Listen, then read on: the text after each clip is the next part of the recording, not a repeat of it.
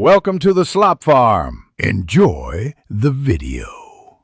In this video, I will explain how to make vitamin E capsules at home. First, gather your essential materials: pure vitamin E oil, empty gelatin capsules, and a clean dropper. It's crucial to ensure your workspace is thoroughly sanitized to maintain hygiene.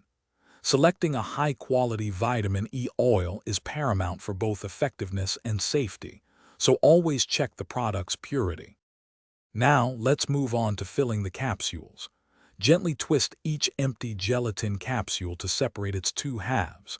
Using your clean dropper, carefully fill the larger half of the capsule with the vitamin E oil. It's important not to overfill. Leave a small amount of space at the top. This ensures you can easily reattach the smaller capsule half without any spills or mess. Once filled, it's time to seal your capsules. Carefully place the smaller half of the capsule back onto the larger, filled half, pressing gently until it clicks securely into place. Double-check each capsule to confirm it's tightly sealed and there are no signs of leakage. For optimal freshness and potency, store your finished vitamin E capsules in an airtight container, away from light and heat.